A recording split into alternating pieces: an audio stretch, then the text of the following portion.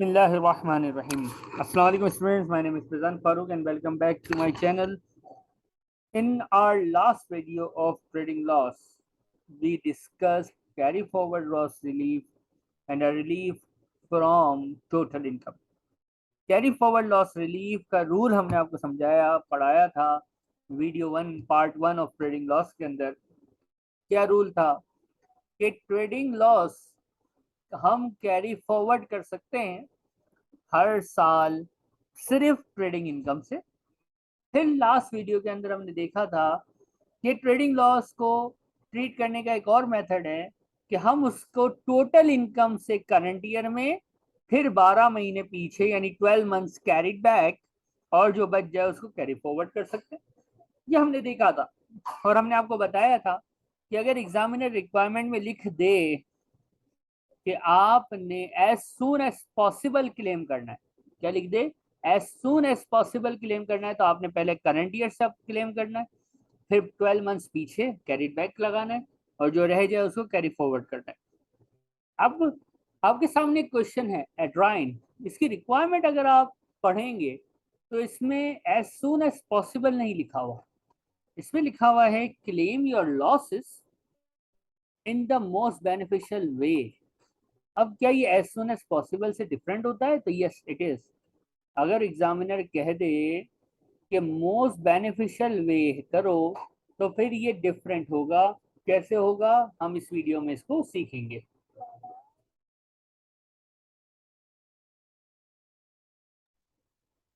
अब इस क्वेश्चन को एक बार रीड कर लीजिएगा। अब हम स्टार्ट करते हैं। आप देखें ईयर एंड डीए में अब मोस्ट बेनिफिशियल वे है ना, तो हमें क्या करना पड़ेगा, हमें सारे मेथड्स को अप्लाई करना होगा। अब वो सारे मेथड्स कैसे अप्लाई होंगे, देखो हमने सीखा था कि भाई कैरी फॉरवर्ड कर सकते हैं। क्या कर सकते हैं? Carry forward. तो हम इस मोस्ट बेनिफिशियल के चक्कर में सबसे पहले लिखेंगे कैरी फॉरवर्ड। हम सिर्फ कैरी फॉरवर्ड करेंगे, हम सिर्फ क्या करेंगे? कैरी फॉरवर्ड करेंगे। अब देखो ये 31 दिसंबर 2020 कौन सा टैक्स ईयर है? 31 दिसंबर 2020 कौन से टैक्स ईयर में फॉल करता है? तो सर ये 2021 में फॉल करता है। ओके, देन 21 22 और 3 साल है तो 22 एंड 23। लॉस सेकेंड ईयर में हुआ है तो 0 लिख दिया और जहां पे इनकम्स है वहां इनकम लिख दी, ट्रेडिंग इनकम या ट्रेडिंग प्रॉफिट। इसको हम टैक्स एडजस्टेड ट्रेडिंग प्रॉफिट बोलते हैं ना। जस्ट कैरी फॉरवर्ड करना है। क्या करना है? जस्ट कैरी फॉरवर्ड करना है। तो कैरी फॉरवर्ड रिलीफ हमेशा ट्रेडिंग इनकम से अप्लाई होता है। ये 0 है, कैरी फॉरवर्ड मतलब आगे जाना है। लॉस मेमोरेंडम आपको पता है कि हम साथ साथ बनाते हैं। लॉस अराइजेस 21 22 में लॉस अराइज हुआ है। Just carry forward, just carry forward अगर करते हैं तो यूज होगा 22 23 पे और इसके बाद जो रह जाएगा वो to be carry forward to 23 24। ठीक है, जो भी आएगा। यहाँ पे लॉस था, अभी 6800 यहाँ पे हमने क्या कर दिया? क्लेम कर दिया। ये भी 0, ये भी 0 और ये कितना आ गया? 34,000। क्वेश्चन में इसकी अदर इनकम्स भी गिवन है। कितनी कितनी है? 5000, 6000, 13,000 टोटल इनकम। यही इसकी नेट इनकम हो जाएगी 39, 6 एंड 13। उम्मीद है आपको समझ आ गया होगा।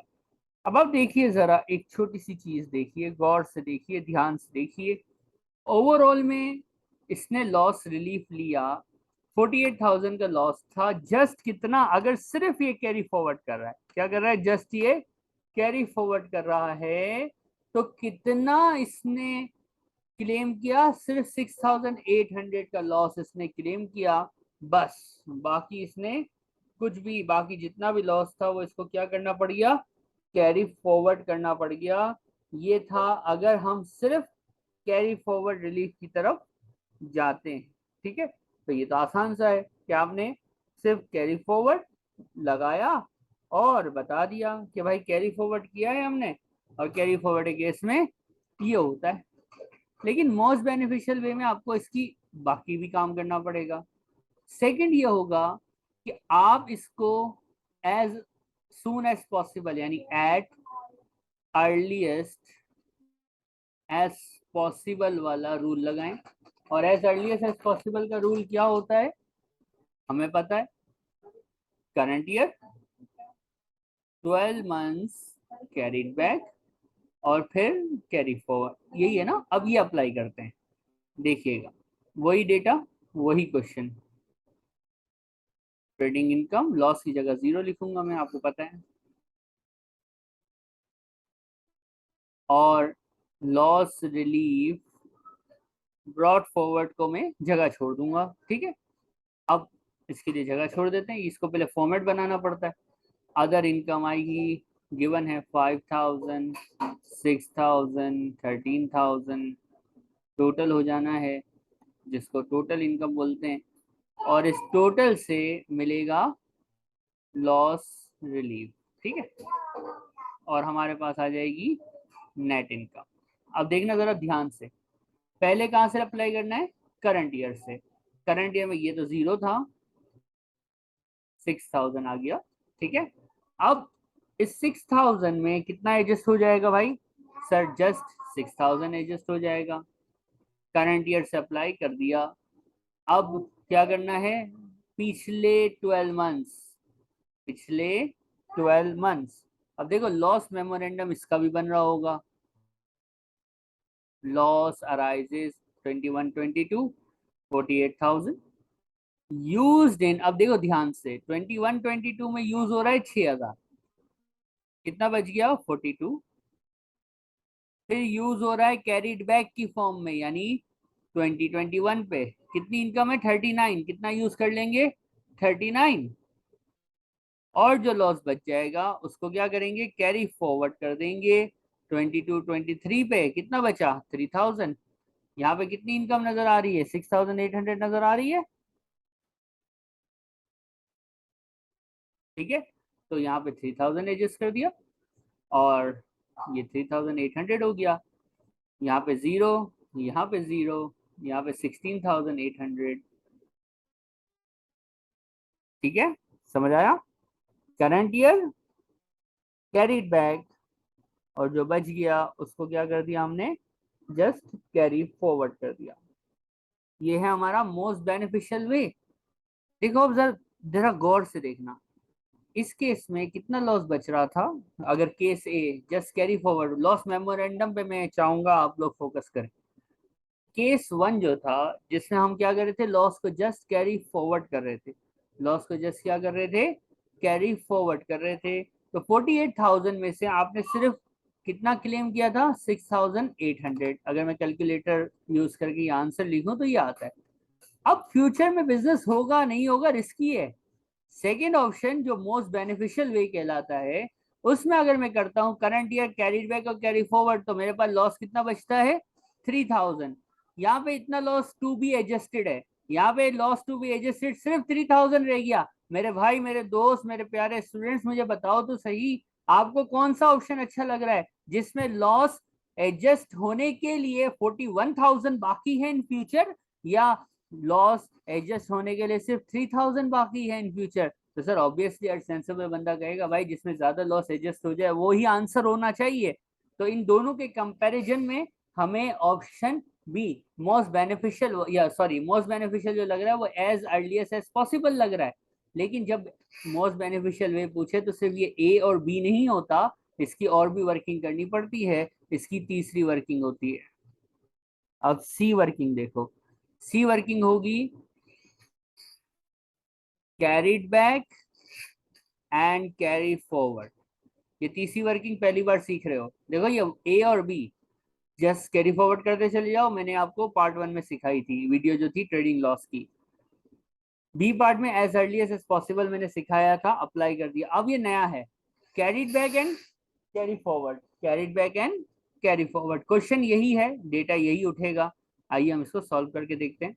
देखिए 2021 21, 22, 22, 23. Trading income 34,000, 0, 6,800। अब लॉस रिलीफ कैरी फॉरवर्ड वाला तो लगाना है, ठीक है, और फिर टोटल होना है। फिर हमारे पास अदर इनकम आनी है, और फिर हमने फर्दर लॉस रिलीफ लगाना है। अदर इनकम लिख लेते हैं, 5,000, 6,000 और 13,000 एज पर क्वेश्चन। ये टोटल इनकम आएगी, और यहाँ पे लॉस रिलीफ अप्लाई होगा, और आएगी नेट इनकम, ठीक है। और लॉस मेमोरेंडम ही तो हमारा मेन है। लॉस अराइजेस 21-22 में 48,000। देखो, कैरी बैक और कैरी फॉरवर्ड यानी करंट ईयर से कुछ भी एडजस्ट करने की जरूरत नहीं है, ठीक है। जस्ट हमने क्या करना है, कैरीड बैक करना है। कैरीड बैक यानी पीछे चले जाओ, कितनी इनकम है 34,000, कितना एडजस्ट कर दिया सर, 34,000 एडजस्ट कर दिया। यूज्ड इन 20-21, 34 एडजस्ट हुआ 48 में से, सॉरी 39 है, सॉरी सॉरी सॉरी, टोटल गलत हो गया था। 39 एडजस्ट हुआ 48 में से, तो कितना बच गया सर, 9,000 बच गया। अच्छा, करंट से अप्लाई नहीं करना, करंट से नहीं करना है, करंट से नहीं करना है। कैरीड बैक और कैरी फॉरवर्ड करना है। कैरीड बैक कर लिया, ये रहा, और कैरी फॉरवर्ड, यहाँ इनकम है 6,800, कितना एडजस्ट हो जाएगा 6,800, 0। यूज्ड इन 22-23, और टू बी कैरी फॉरवर्ड 23-24, कितना आ रहा है ये देखना, 2,200, वेरी गुड। जरा टोटल इसको टोटलिंग वगैरह करते हैं, ठीक है। ये 6,000 आ गया, ये 0 आ गया, ये 13,000 आ गया। नेट इनकम पे रोक देते। टैक्सेबल इनकम निकालनी हो तो पर्सनल अलाउंस आप माइनस कर सकते हैं, अगर आप चाहते हैं मैं करके दिखा दूं तो देखिएगा, फिर मैं इसका आंसर आपको बताऊंगा। पर्सन या तो 0 है तो पर्सनल अलाउंस वेस्ट हो गया, कोई फायदा नहीं है पर्सनल अलाउंस का। 12,570 पर्सनल अलाउंस होता है, लेकिन इनकम ही 6,000 है तो रिस्ट्रिक्ट हो जाता है, ठीक है। टैक्सेबल इनकम की बात हो रही है, और यहाँ पे 12,570, 430 इज द टैक्सेबल इनकम। देखो, जस्ट कैरी फॉरवर्ड करते रहते हो तो लॉस बचेगा फ्यूचर के लिए 41,200। एज सुन एज पॉसिबल यानी करंट ईयर कैरीड बैक और कैरी फॉरवर्ड कर देते हो तो लॉस बचेगा फ्यूचर में एडजस्ट करने के लिए सिर्फ 3,000। और तीसरा ऑप्शन जो अभी सीखा कि करंट ईयर गायब कर दो, सिर्फ कैरीड बैक करो और कैरी फॉरवर्ड कर दो, तो लॉस फ्यूचर में एडजस्ट होने के लिए बचेगा कितना, 2,200। ये तीन ऑप्शन, तीन लॉस मेमोरेंडम सामने हैं, तीनों को सामने रख के बताओ, अपने दिल से पूछो जिसमें लॉस ज्यादा एडजस्ट होगा वही आंसर है कि नहीं है। तो ए सिर्फ कैरी फॉरवर्ड करो, 41,200 का loss to be adjusted in future है। नहीं यार, मजा नहीं आ रहा। 3,000 इससे बेटर है, लेकिन 2,200 सबसे बेटर है। तो अभी तक जो हमने तीन चीजें सीखी हैं उसके हिसाब से हमारा सी आंसर इस क्वेश्चन का है। अब एक क्वेश्चन आता है स्टूडेंट की तरफ, सर अगर ये मोस्ट बेनिफिशियल वे पूछ ले तो क्या हमें पेपर में ये तीन करने होंगे, तो मैं कहता हूँ नहीं बेटा, तीन नहीं 4 हैं सर, अभी तो 3 सिखाए, तो मैंने कहा चौथा भी सिखा रहा हूँ ना भाई, मैंने तो मना थोड़ी किया खत्म हो गया, चौथा भी सिखा रहे हैं। चौथा ऑप्शन होता है current year sorry and carry forward, चारों ऑप्शन करेंगे। अब पेपर में अगर ये CRQ है, सेक्शन सी में कंप्लीट क्वेश्चन तो नहीं हो सकता, हाँ क्वेश्चन 3 में लॉस आ सकता है, ठीक है, जो 10 मार्क्स का होता है, लेकिन क्वेश्चन 1 और 2 में होगा तो पार्ट ऑफ द क्वेश्चन होगा।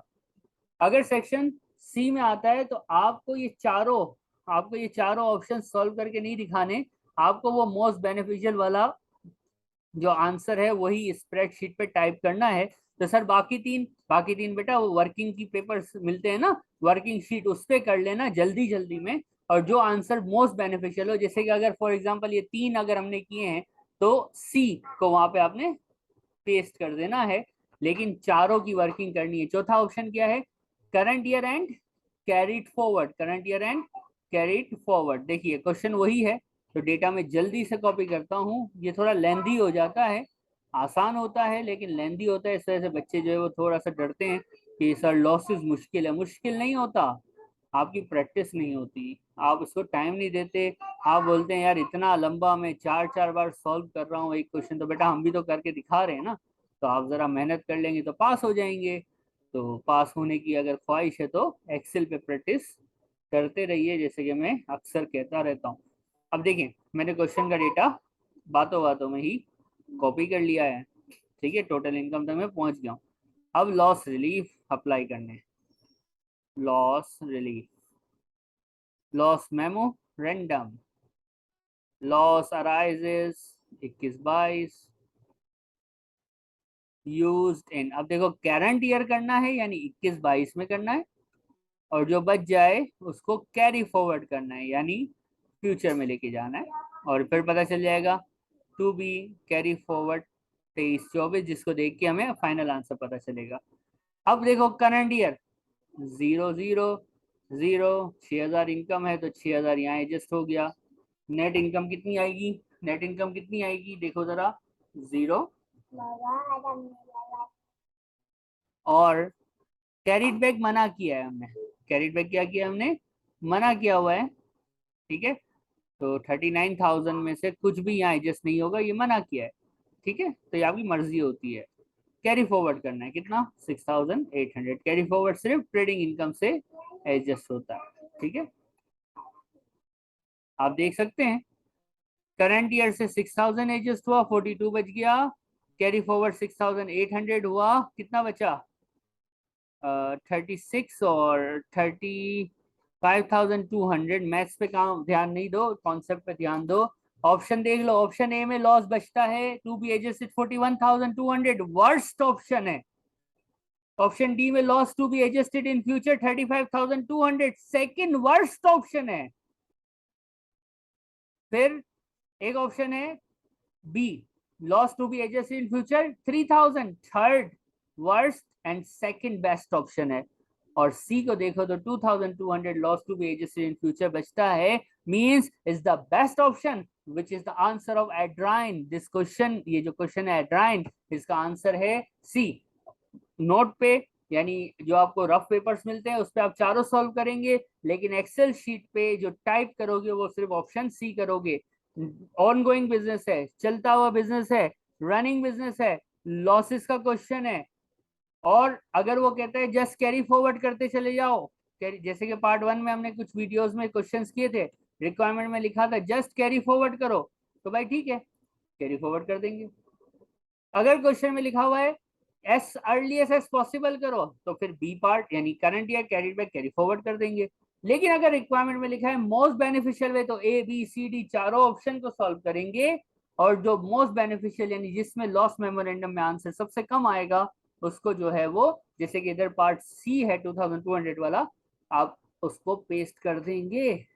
और ये सारी हरकतें, ये सारे काम हम करते हैं जब ऑन गोइंग बिजनेस होता है। ऑन गोइंग बिजनेस मतलब जिसमें बिजनेस की स्टार्टिंग डेट या बिजनेस की क्लोजिंग डेट गिवन नहीं होती। ठीक है, बात समझ आ रही है। लास्ट वीडियो के अंदर एक क्वेश्चन है रोज, जिसको हमने एज अर्लीस्ट एज पॉसिबल के वे से आपको करके दिखा दिया था, लेकिन उसकी रिक्वायरमेंट अब ध्यान से पढ़ना, उसकी रिक्वायरमेंट है मोस्ट बेनिफिशियल वे, तो उसके 3 रिक्वायरमेंट बाकी हैं।